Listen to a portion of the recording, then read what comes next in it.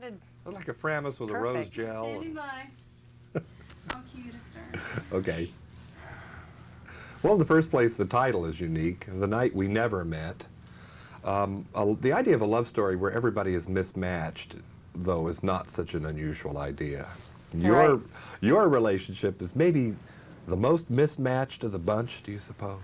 But I think it's perfect. I think it's like the more irresponsible Brian is, the more Janet gets to reprimand him.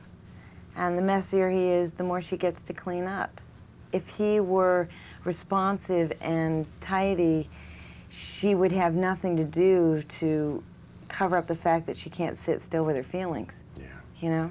Now, when the two of you reach your critical point, although I like the way it was resolved, and I won't say how, nonetheless I'm wondering if there were other options to try a long dialogue scene, a confrontation of some sort, as opposed to what we saw on screen. There actually was a dialogue scene, but it didn't work for the film. I see. We should start. It's like the Crying Game. It's like a big secret. Don't tell anyone. You got to see it. Well, I'm glad, though, that this movie won't have to rely on a secret to get people. Oh, in. no. Don't you think? I'm in it.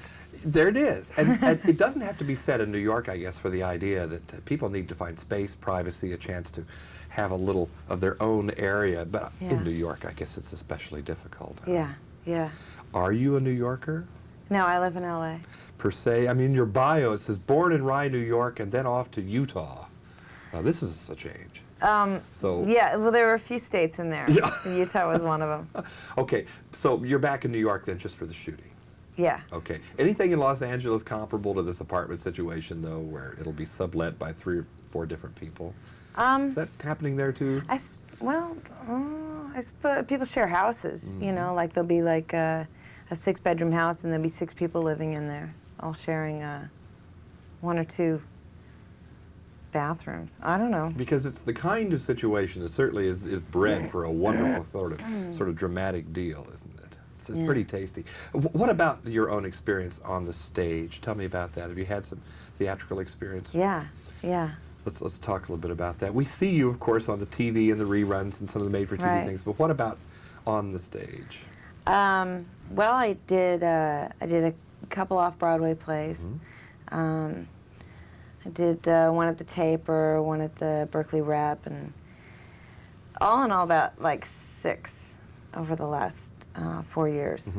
They were great. Does the name and the association with TV follow you around, or is that far enough behind you now that it's not a factor really? I really can't get very objective about it. If I'm going to have anything follow me around, it's nice that it is as attractive as it is. Yeah. I mean, I don't have, you could really be strapped with some pretty awful stereotypes. I mean, when people come up to me and they say, they come up to me because I brought some joy into their life. So they say, it's not because, I don't know, I did a lot of films that scared them or something. Oh, indeed, right. So if that's the worst of it, I'll take it. Not bad. Yeah. How about the procedure of working out this film? Was it done as if it were a play? Did you take it through readings and sort of progress in stages to the camera? We did some good rehearsals. We spent a lot of time on rehearsals, which I love. And were you here throughout? I mean, was it an ensemble piece in reality? Or was it just people working in specific No, it's increments? like I'd come and do my thing, and I never got to see like Annabella or Jean, That must have been odd. I mean, you It must was have so missed disappointing. that. Really? Yeah, because I would love to work with, I'm glad to say I'm in a film with Annabella Sciorra, but I can't wait till I do scenes with her. Uh-huh. So the idea of making a movie where you can't even see the characters that are, that must be, is that one of the things about making a film maybe that's not such a good thing in an actor's career? You miss that stage contact, I don't know. Sometimes, let me tell you, there's some films I've done where I wish I hadn't had any contact with the people I had to do all the scenes with. I can see that coming. So it works both ways. Yeah. Now, as I said, it's an ensemble piece, and I was talking to the director a little while ago, and he said he wanted to do something where people weren't jumping off cliffs and shooting ray guns at each other and beating each other up all the time.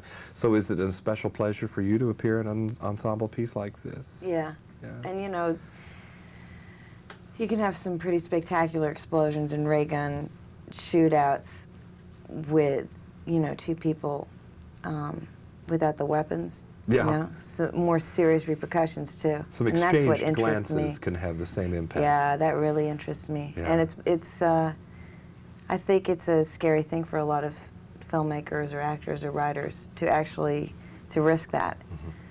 So What lies ahead now for you? What's coming lots up? of big movies. Yeah? Anything you can talk about? We've got about 30 seconds. No. Well, I just did a TV movie called The Hunter for CBS. Uh-huh. That'll probably be out in October. Okay. On the whole, though, it's nice to get back to New York to do a project Yeah, like this. and it's good to be doing features. Yeah. Nice to Yeah. meet you. All right. We're talking to Justine Bateman. The Night We Never Met is the name of the movie. I'm John Tibbetts for KCTV5 in New York City. Isn't it funny? Because we've never met, I had thought maybe you're